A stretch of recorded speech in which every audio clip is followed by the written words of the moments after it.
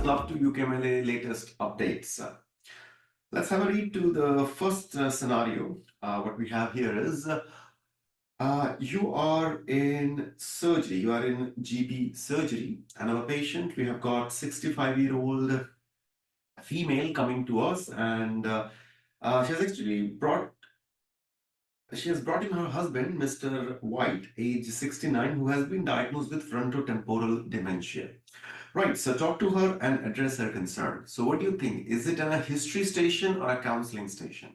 History or counseling? I would say it's a counseling station because you've already been given the diagnosis. So you're talking to the wife. You're talking to the wife, and husband is a diagnosed case of frontotemporal dementia. So now talk to her and address her concern. Okay, so before I talk to her, I'll just want to talk to you about what actually frontotemporal dementia is. You may not be explaining that to the patient. I'll come to it in a while. So first, what is frontotemporal dementia? Right. So it is affecting two lobes. It's affecting your frontal lobe and the temporal lobe. So frontal and temporal lobes are affected. So what happens is these lobes actually responsible for behavior, emotions, and language. So these are the main things that is I would say controlled by our frontotemporal area, right? So now when patient has got frontotemporal dementia, what actually happens? What actually happens? Uh, so they'll have the change in the behavior, right? Trouble with the speech, difficulty with thinking, memory problems, yeah. So if you see fronto, it's gonna mainly create problem with your speaking part. You may be talking slowly. While talking, you might be using wrong words, maybe mixing up sentences as well. That's what happens, right? So difficulty in thinking as well. You get distracted very easily. Changes in the behavior, you sometimes act impulsively, and usually you'll see a lot of patients, they'll be their relatives, I would say, they'll be complaining that he or she is not taking care of their hygiene as well, right? And also the memory problem that you will see. So this is what you usually have in frontotemporal dementia. Why it happens? It's because of when abnormal proteins build up in your brain. That is the reason you get frontotemporal dementia. What exactly you do?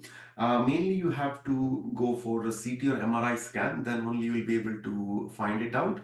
Also, we do LP as well, not to diagnose, but to rule out other conditions like Alzheimer's, right? So treatment, what you can do is treatment is whatever the problem comes, because you'll see different patients will be presenting with different complaints. So what you have to do, you have to do symptomatic treatment. That's the main thing, right? So medicines for the behavior and the CBT therapies and whatever patient needs in terms of physiotherapy and occupational therapy, that is what we can provide.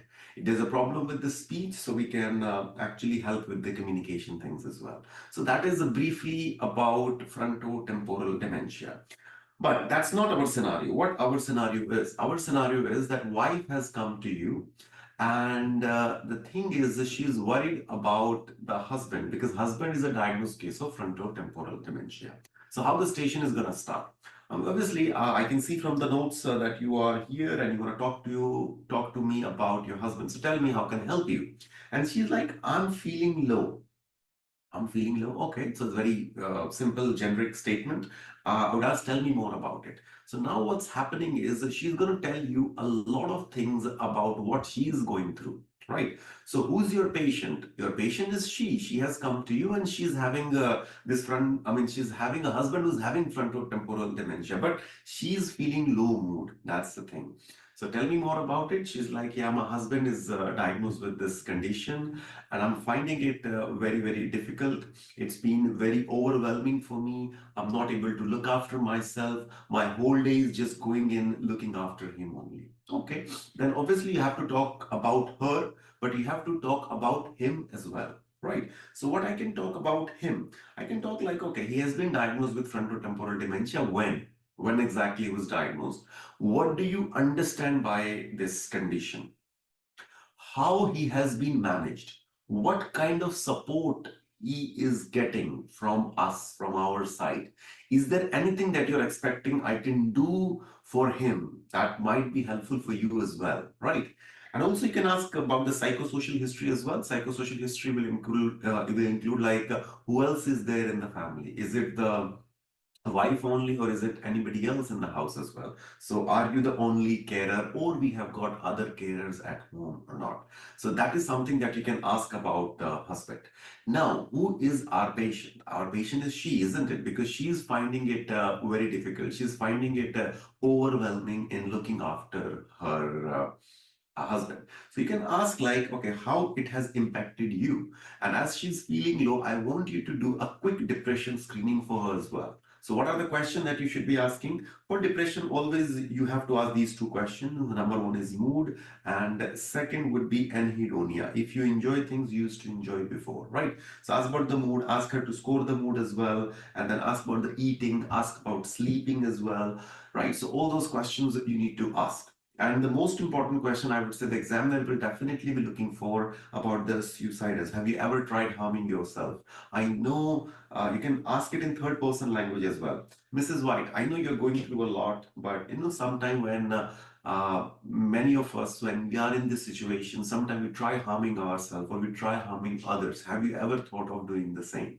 So that is something that you can ask, right? So what did we cover in this kind of scenario? So the things that we have to cover is we need to understand how much she knows about her husband, what she knows about the diagnosis, how the husband is being managed, what kind of support we are providing, and if she's the only carer or if you have got any other carer at home as well. Now talk about her as well, do a quick depression screening and quick past personal history as well. Because see, even depression, how are you going to manage depression, even if she is in depression or not? Even if she has depression, how are you going to manage? First is lifestyle. So talk a bit about lifestyle as well, right? So quick past medical lifestyle, psychosocial history is very, very, very, very important, right? So now, what would be the management like? I can see that you are being overwhelmed in looking after your husband, and that's the reason you are feeling low. So now, what you need to do is you need to provide her the support so that it's going to be easy for her to look after her husband. So there are many different kinds of support that you can provide. Number one is the emotional support. Then we have got the practical support. Then we have some education, and then some local services. Let's go into big detail. So emotional support is counseling and support groups. So she's feeling low, so we can tell her that I can put you in contact with some organizations. So what is going to happen is a support groups, and you'll be able to meet people, those who are actually looking after people, those who are actually cases of dementia. I mean, they're looking after their dear ones who is having dementia, so they'll be able to share their experiences as well. So these kinds of support groups are really important, right? Another is like care assessment, respite care. That's very important that you can mention. What is this respite care? This is temporary care options given to her time to rest and recharge. So what's going to happen is temporary, you'll be able to leave your dear ones in these centers, and they will be able to get the support. And meanwhile, what's going to happen for you, you will be able to rest and recharge yourself as well. Now, all of your time is going where? In looking after your dear ones, right? So what else can be provided? We can actually help in financial aid and care allowances as well. So that can be offered as well if that's something she's looking for. Education like workshop, advice on managing dementia, so that can be done. And we have got the memory clinics and dementia cafes as well. So dementia cafes is the same thing, is like support groups where you can leave your dear ones and you will be getting some time to for yourself, right?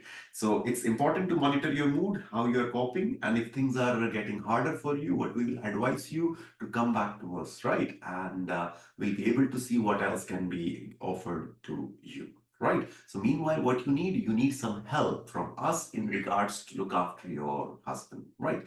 But just check, I mean, check if she's having low mood, if she's having anhedonia, any suicidal thing you're getting, her eating, sleeping is not good, her lifestyle is not good. So you need to comment on those things as well. But you will see in the exam, the station is going mainly towards the counseling, how we can look after somebody who's having dementia. So that's the station all about, right?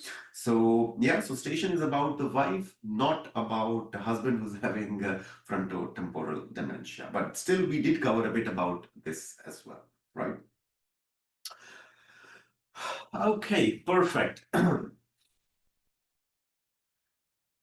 Let's listen to this as well. Huntington's. You are FY2 in GP. Patient is 27. She has come to you. She's worried about inheriting Huntington's disease. So again, it's a diagnosed case, or is it a history case station or a counseling station? So I would say again, this is a counseling station, right? And it is a genetic counseling station. We have got many stations, I would say, on this. We have got sickle cell anemia. We have got cystic fibrosis scenario. We have got, I think, yeah, these two we have got. So it's almost the same way you need to manage it. So the thing is, her mother has been diagnosed with Huntington's disease. Talk to her and address her concern, right? How can I help you? And what she's saying, I'm worried about inheriting Huntington's disease. Why you are worried? Because my mother has it. Okay, fine. So let's talk a bit about Huntington's before we go in this station. So what is Huntington's usually? Huntington's, let's slide. Right. So H is what? H is like hyperkinetic moves.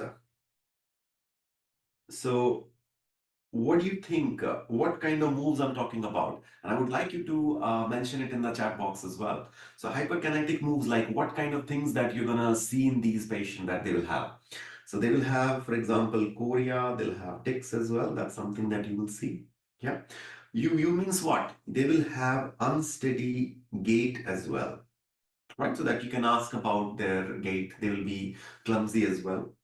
And I mean, like, they will have some neuro psychiatric problems as well, right? Symptoms, for example, like depression. So you can ask about their mood, you can ask about anhedonia, ask about eating, sleeping as well, right?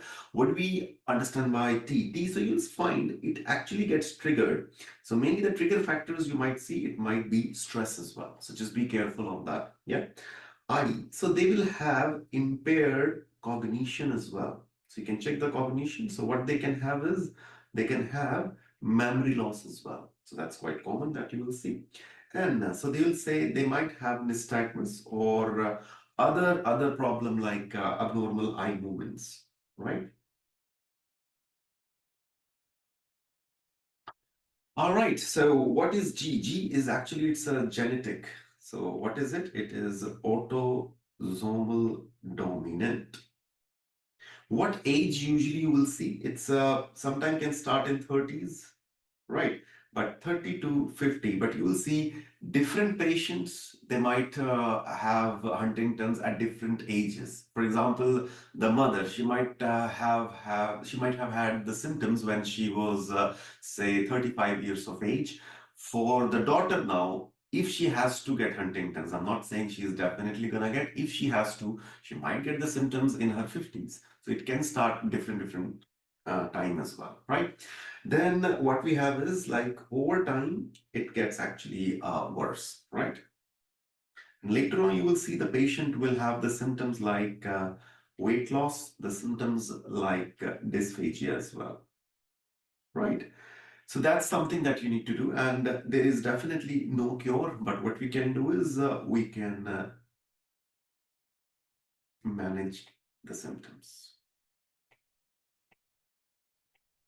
Right. So that's your Huntington's, right? So if you try putting it this way, to be honest, if you do this much, you will be able to understand what Huntington's is. As I said, this is autosomal dominant. So what's going to happen? As she's saying, I'm worried about Huntington's because my mom has it. So if mom has it, this problem, so what are the chances that she's gonna get it? So let's put it in this way. So we have got father, father is okay.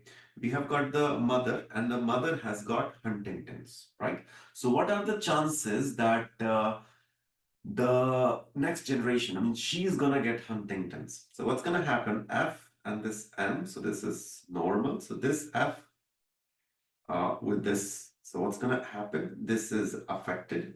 So when you say this F and this, so this is perfect. And when you say this F with this M, what's gonna happen? This. So this is affected, this is affected. This normal, this normal. So it's simply 50% chances. Now, whatever I have drawn, I want you to draw this in the exam as well. So you can draw it in different way as well. And my drawing is not very good. You might have good drawing, right? So the station is about this only. Like you need to explain what are the chances of her getting Huntington's in this scenario. And you might be having pen and paper in the cubicle as well. Okay, let's now discuss a bit about this scenario. Right, so don't need to worry. And this thing you're gonna get whatever I have written, this thing also will be given to you, right? So, what's the scenario that she is 27 and worried about that I might get Huntington's. Why she's worried? Because her mom has it. Okay. So I'm worried I might get Huntington's because my mother has it. So you need to do one thing. You need to check her understanding how much she knows about it. Right? What do you know about Huntington's disease? Yeah. Tell me about your mother's diagnosis. What exactly you want to know? At what age she was affected? That's one question I definitely want to know. And how she's being looked after. How is she now? Is everything all right with her or not? Right. And then you can ask her about the symptoms as well. Maybe she's already having it. Right. Maybe she's already having it. Are we supposed to draw this possibly of uh, inheriting to the patient. Yeah, yeah. So you can draw it to explain how much are the chances of you getting Huntington's if your mom has it. So you can draw it as well. It's going to make life easy for the patient to understand, right? So what we do ask? We ask about, tell me more about it. How much do you know when the mother were diagnosed, when, how she's being looked after, how is she now? And now I want you to ask a couple of symptoms to her as well. How is she now? Right? How is she now? For example, if she's having any of the symptoms of Huntington's, like related to her coordination, regarding her memory, regarding her walking, so all those symptoms, that is definitely you need to ask, right? What else you need to ask? What is more important thing? If she has got any siblings, yes, that's very important question.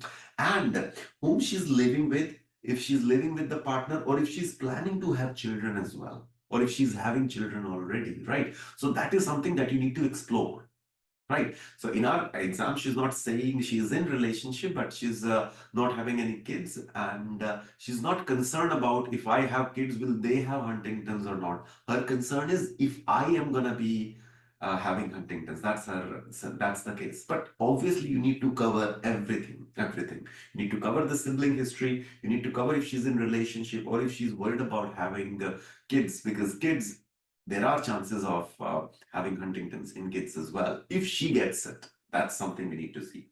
So now what we're going to do is we can do general physical examination and all blood tests, and we can offer her genetic testing as well.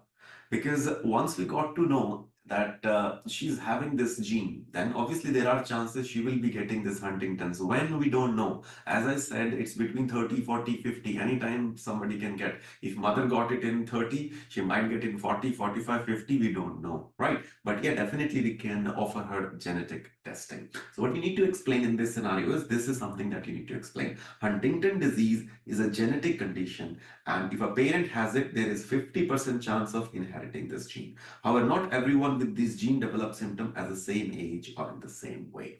So the mother, whichever symptoms she's having, it doesn't mean the daughter is also going to have the same symptoms. And whatever age she got it, it doesn't mean she's going to get the condition in the same age. Right? So that is the main thing that you need to discuss. I know I've written the treatment for Huntington's as well, but as I said, the scenario is not about that. The scenario is she's worried if I am going to get it or not. So please explain this part in very much detail, right? Otherwise, if you get a case where you need to manage, so you know there is no cure, but the treatment can manage the symptoms. So you have to see what the symptoms are, right? So if there's depression, so CBT, antidepressant, mood stabilizer, daily task, we can like use RAMs because there's a problem in coordination. There's a problem in walking as well. So maybe using RAMs, stair lifts, right? So that can be of help. Eating and communication, high calorie diet, modify food, speech devices. Why have high calorie diets and all feeding tubes? Why? Because in the later stages of Huntington's, patient might have dysphagia as well. So that is the main thing, right? And movements, yes, we can put you in contact with the physiotherapist as well. Again, I'm saying this is the treatment for Huntington's. We don't have to explain that in this scenario. If she wants to know a bit more about Her mother, that's a different issue, but she is mainly concerned about this part of the station, right?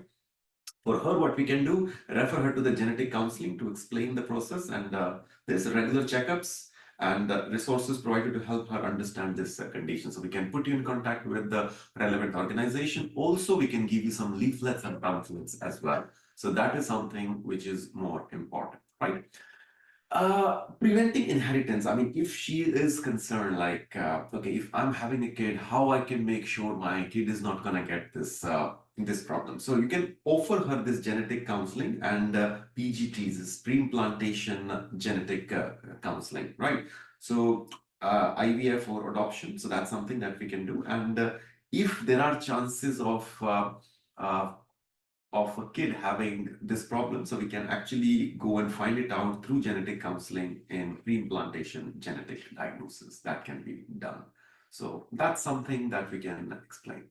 So overall, what we are doing in this scenario, we check her understanding about Huntington's. We check which symptoms the mom was having. How is she now? We check if she's having symptoms, and we check if there are any siblings. We are checking if she's in relationship or planning to have kids or not. And then we explain there are 50% of chances of you getting this Huntington's. That's the scenario all about. Give her referral for genetic counseling if she wants to go, and leaflets, pamphlets for more information on Huntington's, right? And yeah, so we need to know when we have symptoms, these are the symptoms you can ask her. Hyperkinetic moves, unsteady gait, depression, couple of questions. Impaired cognition, memory loss, nystagmus or eye movements, autosomal dominant that you know happens in 30 to 50s. Over time, it gets worse, and later on, the patient can have dysphagia as well, right? There's no cure, but whatever symptoms the person is gonna get, we can definitely manage it. All right. Now, general anxiety disorder. Okay. Now, you might, when you get these kind of station, you might be thinking, is it anxiety or is it depression? Because there is a lot of overlap, I would say. There's a lot of overlap, right? So that's why in this scenario, you definitely have to rule out depression as well. So, general anxiety.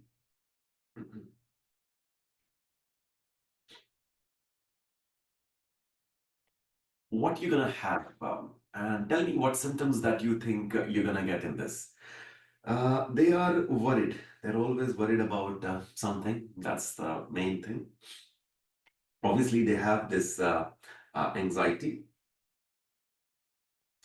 They always are in tension, and you will see like sometimes they have got headaches, muscle stiffness as well because of that only. They feel physical symptoms as well. Yeah. Then you will see they have got the concentration problem as well. You might see like concentration problem you have in depression as well. That's there, but they will also have it. Yeah.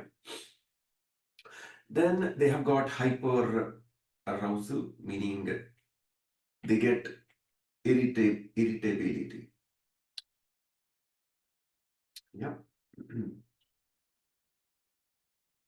Lack of energy. They are restless, and the sleep deprivation, sleep problems. Yeah. Intense feeling of afraid, always afraid of something bad will happen to them. Yeah. Yes, absolutely. Absolutely. Okay. So now tell me, what do you think is the difference between general anxiety disorder or depression? Because you will see lots of symptoms, you will see like they are overlapping as well. I mean, if you see sleeping problem, you will have that in depression as well. Energy loss, you'll have in depression as well. Lack of concentration, you'll have that in depression as well.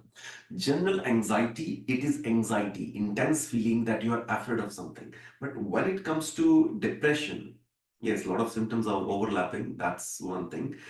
Depression, what's going to happen? You will see patient is mainly sad. They have anhedonia. They have got like helplessness. Yeah, that's the thing that you will see.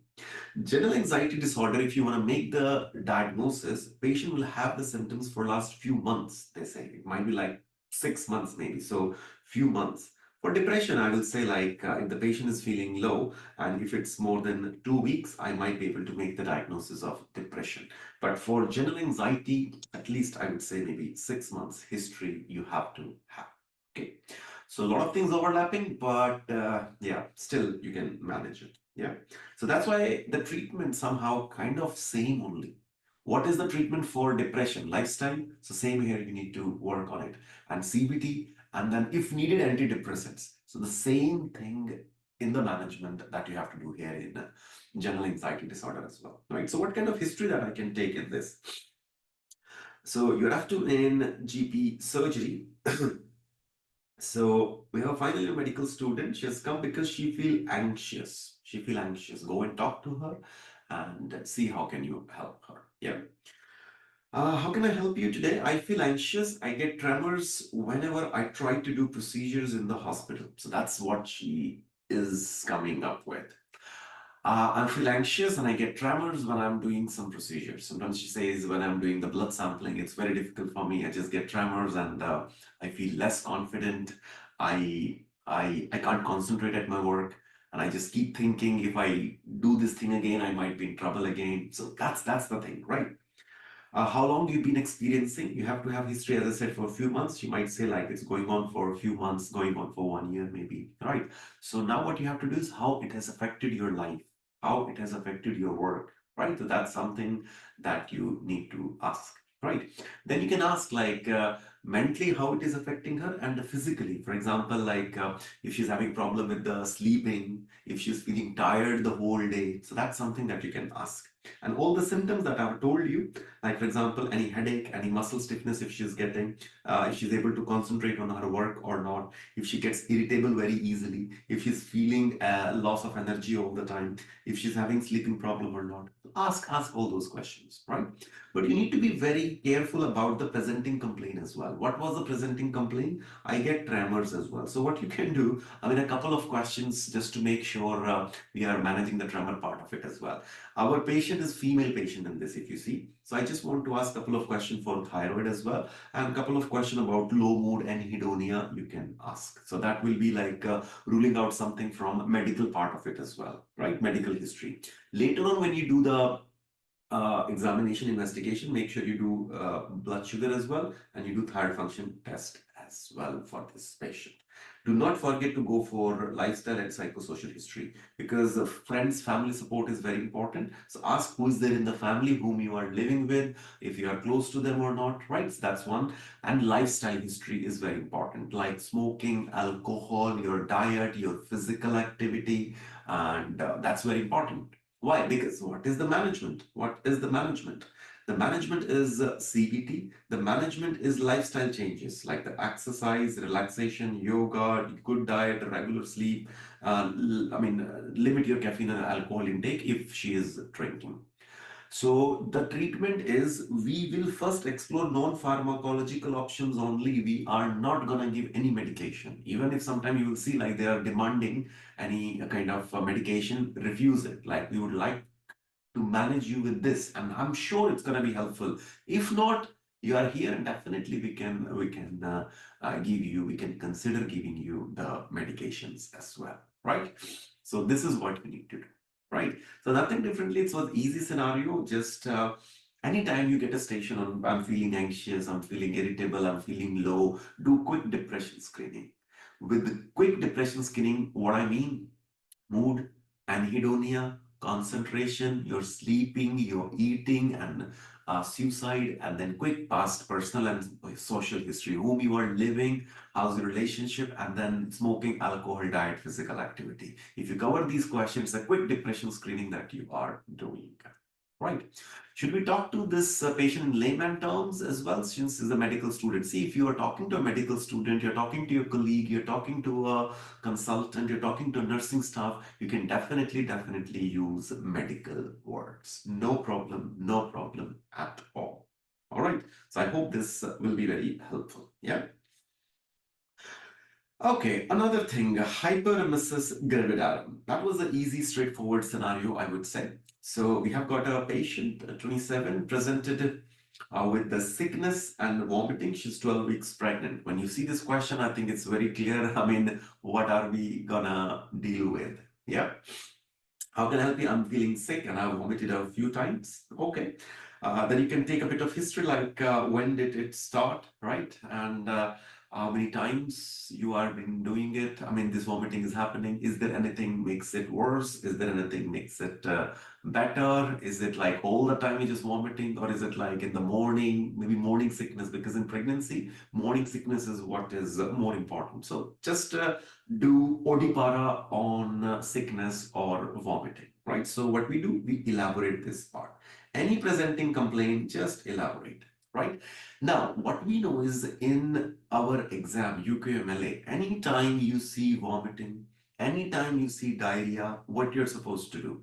You are supposed to rule out dehydration. Simple. We'll just go with the simple terminologies, right? So first you have vomiting, you elaborate on the vomiting. Please do not forget to rule out dehydration. That's very, very, very, very important, right? So feeling thirsty, change in the color of urine, right? So any dry mouth, dry lips, that is something that you need to ask, right? You can ask about any tummy pain as well. I mean, anything that you can ask to a, what do you say, a pregnant patient, right? So any tummy pain, any breast tenderness, you can ask. Headache, you can ask, right? And as she's vomiting, so you can ask about loose stool as well, if she's having diarrhea or not. Trauma, any head injury, and if you have hurt yourself, that could be the reason as well, right? Just trying to ask one or two differentials. To be honest, it's very clear from the question what it is, right? Now, as she's pregnant, I would like you to ask a few questions about the pregnancy as well. Because, see, having nausea, vomiting in the first trimester is not something unusual. It's a usual thing, nothing to worry. So, ask about the well being. I can see from the notes at 12 weeks, how's your pregnancy going on so far? Is everything all right with your pregnancy? Is it your first pregnancy? Any complications so far? Have you attended your antenatal visits or not? All those things, I mean, you can ask. Right. And then a quick past medical history as well, like if there is any medical condition, because thyroid problems and all, you can ask any medication you've been taking, because you will see like if somebody is having this nausea, vomiting, they might already have started something from the pharmacy over the counter. We don't know. They might have started taking some medication, but obviously, most of us, most of the mothers, they know like when I'm pregnant, I should not be taking the medicines and all, but ask if she had tried anything over the counter for her condition or not, right? Whom she's living, support at home, that is something we can ask. Now, I would like to check the vitals, general physical, and urine analysis. That's something that you need to do because she's vomiting, so I need to be very, very careful. And she said sometimes that I've been vomiting for last 1 week or so. And you might see the examiner might give you that ketones are positive. That's something you might see, right? Do we need to ask about eating something usual recently? Yes, you can ask because nausea, vomiting happened. It could be food poisoning as well. And that's why I'm trying to ask about this fever and all. That was my aim. That's why I asked about the loose stool as well. So yes, you can ask doctor. That's absolutely correct. Yeah. Now you can ask what do you think you have, and then you can disclose that what we think you might be having is vomiting because of your pregnancy. There's a term for it that is a hyperemesis gravidarum. So when in the first trimester of pregnancy, when you vomit, and it's too much sometimes, so it can actually make you feel very unwell. It's unlikely to harm your baby, and if you treat it effectively. So what we have to do is we have to continue monitoring you. That's the main thing. We might be giving you some medications as well. That's the thing.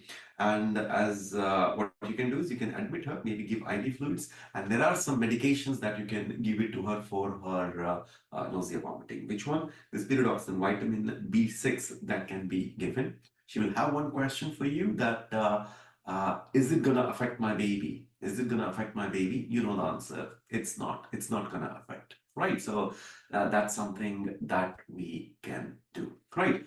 How many differentials in general do we need to rule out? See, doctor, it's very difficult to generalize this thing. How many differentials, right? I would say if you're dealing with something sinister, you don't have to rule out many differentials. If you're dealing with a simple condition, then you have to rule out the red flags and emergency conditions. So in general, if I have to answer, I would say maybe 3-4. Yeah, if you rule out 3-4 differential, you should be good to go, right? So that's the main thing. And the concern that you will see that our patient will have in this is my baby gonna be fine? If this vomiting is gonna affect my baby? If these medications are gonna affect my baby or not? And you know the answer, no, no, no. Right, so that's something that you can give, right? Do we give steroids in severe cases? We can, but to be honest, not required at this point of time, because usually what happens is they ask us the initial plan of management. Initial plan of management, as she's not able to tolerate anything orally, we might be giving IV fluids if she's dehydrated, for example, right? If she's dehydrated, she's on ketones positive, so better you go for IV fluids, and we may give some medication like vitamin B6, and that should be enough. I mean, for the now, for now.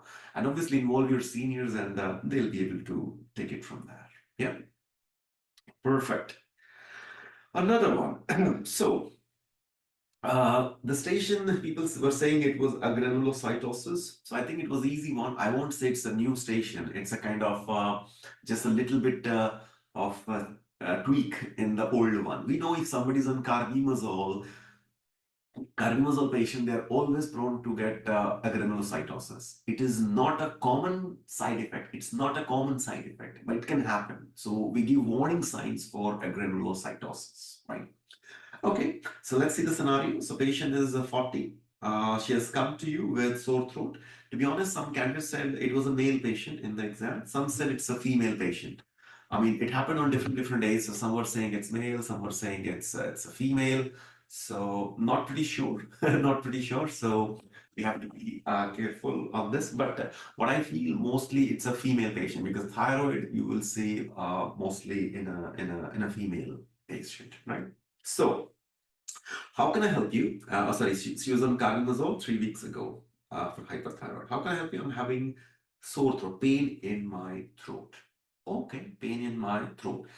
Anybody last few weeks started on carbimazole, pain in the throat, sore throat, it's not a good sign. It could be a sign of a granulocytosis, right?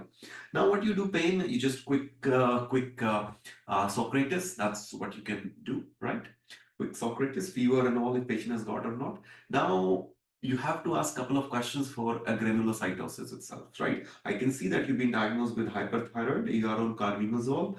Are you taking it regularly? Yes, doctor. Are you taking it as prescribed? Yes, doctor. Right? So that's what you ask. Any side effect of it? I don't know, doctor. So you can ask any joint pain, swelling of the face, any skin problem, any change in the color of urine stool, any tummy pain. Because this, why I'm asking this tummy pain, color and change in the color of urine stool, because it can cause pancreatitis as well in severe scenarios, right? That's the thing. And just take quick past personal history as well, right? So you can ask about her LMP, the periods are regular or not, right? Another thing is I want you to ask if she's in any relationship, if she has got any plan for pregnancy or not. So that is also very, very important. As she has been started on carbimazole very soon, I know 3 weeks ago, and I'm sure the doctor who has prescribed carbimazole must have had this chat about pregnancy. Because if she was having any plan for pregnancy, what's going to happen? We would not have given her carbimazole itself in the first place. We would have started on something else, propylthiouracil, right? But still, I would like you to ask one or two questions so that examiner will be like, yeah, he or she being very safe doctor. So that's a good thing, right? So would like to do your general physical, check the vitals and ENT examination, and do thyroid function test as well, and routine blood test, because routine blood test only going to tell you about the status about a granulocytosis, right? So that's what you do. An examiner is giving us the history that temperature is high. Fine. So what you're going to do is, in these cases, that yes, it looks like you might have got a side effect of this drug, carbimazole. What happened is carbimazole, it can lower the number of white blood cells, which are crucial for infection, fighting infection. So when they are low in number in our body, what can happen? It can make you prone for more infections as well. That is what I feel you might be having. But I'm running these blood tests, routine blood tests. Once I've got the report, I'll be sure But this is my suspicion at the moment. So the management would be, this thing is, it might be GP surgery scenario, it might be a scenario of A&E as well. So what I want you to do is, first of all, immediate discontinue the carbimazole, right? If it's a GP, send her the patient to the hospital, right? And you might be starting this patient on antibiotics as well. Supportive care, and make sure you keep doing the blood test at regular intervals as well. And we might be involving our colleague, our specialist endocrinologist, and what they can do, they might be starting you on different medication. So if not carbimazole, then what it is? If not carbimazole, we might be starting you on propylthiouracil. But I think that is later. I think now her concern is the sore throat, so manage it. And then tell her in the end, because there's nothing much in this scenario. So you can talk about starting her on different medication as well. All right. Okay, and okay, have a look at this scenario as well. Your FY2 in A&E, patient is 70, was brought in by his son to the hospital because this patient has got tremor and difficulty in coordination. Patient is on lithium for bipolar disorder. Okay, so patient has got tremor, patient has got coordination problem as well. Okay, patient is on lithium. So it's up to you how you're going to start the station. And now a lot of candidates, they ask me, okay, if I get this scenario, how should I start? Should I talk about lithium first? Should I talk about the symptoms first? To be honest, doesn't matter. But yes, I think I would talk about the symptoms. That is much better. Yeah, how can I help you? My dad is having tremors and trouble walking. Okay, fine. Let's talk about tremors first. So tell me a bit more about the tremors. Do a bit of OD para. Is it comes and goes? Is it like every time, like resting tremor? Because patient is 70, so we have to be very careful. It might be resting tremor, pinrolling tremor, Parkinson as well. I don't know, but you can cover what kind of tremor. Is it coming and going, right? Are they getting worse? Is it the same? For how many days he's having it, right? So you can ask a bit more, right? And then there is trouble in walking, trouble in coordination as well. So you can ask about what about trouble in walking? Is it like trouble in walking is about trouble in doing things, trouble in coordination, feeling dizzy, unsteady, if there was any fall, any weakness in any part of the body? So you can ask some of these questions as well. Okay, so what we did a bit of elaboration of presenting complaints for the tremors and for coordination problems. Fine. Now we know patient is on uh, lithium. So let's talk a bit about lithium as well, isn't it? How long you been on lithium? How long is your father taking lithium, right? And bipolar disorder. So you can talk a bit about bipolar disorder as well. How is his mood? How is he? I know he's having tremor and a coordination problem, but what about the bipolar things? I mean, is mood? How is it eating, sleeping well or not? All those couple of questions I can ask, right? Whenever you are checking the compliance for any medication, I would like you to ask this question. Are you taking this medication regularly? Are you taking this medication as prescribed as well? That's very important. Because a lot of patients, they have this mentality, if I'm taking this medication regularly, and if I miss 1 or 2 days in between, it's not going to make much of a difference. That's the mentality of the patient. That's not correct. So when you ask the question about the compliance, I want you to ask, are you taking it regularly as prescribed? So that's better, right? Then for lithium toxicity, you can ask a couple of questions like nausea, vomiting, if they have diarrhea, if they have got excessive thirst, or urinating frequently, headache, blurring of vision. All these are the questions that you can ask that is for lithium toxicity, right? I asked you to take history about bipolar, asking about the mood and eating and all. So they might give the history of nausea, vomiting here itself, if there is any. Or else you can ask it here just to confirm if there are any sign of lithium toxicity here or not. Okay, fine. And a quick past personal social history and all, the neurological examination, routine blood, and we're going to check the lithium level as well. Right. So whenever a person is on lithium, coming to us with tremor and coordination problem, what do we think? Our thinking will go in direction of lithium toxicity only, right? Obviously, we tried ruling out other differentials as well, but at the moment, what you need to do, you need to discontinue lithium. Admit this patient, discontinue lithium, They might have nausea about vomiting when they have lithium toxicity, so go for IV fluids as well. If there is a history of like a patient has taken too much of lithium, overdosing and also gastric lavage, sometimes we might have to go for hemodialysis as well. And we do regular blood test monitoring as well. And do not forget to involve the psychiatrist, right? So do not for, okay, just a sec. Yeah, so do not forget to involve the psychiatrist, right? So that is something that you have to do, right? So discontinue this medication, fluids, maybe gastric lavage or hemodialysis as well, and then involve the psychiatrist, right? So that should be enough, and you can give some leaflets and all those things as well. If you get time, you can talk a bit about the prevention of lithium toxicity as well for future. Now it's done. Treat that. Treatment is this. This is the treatment. Yeah, this is the treatment. But how can you prevent? So number one is attend the scheduled blood test. So we do regular monitoring, regular blood tests for it. So attend those.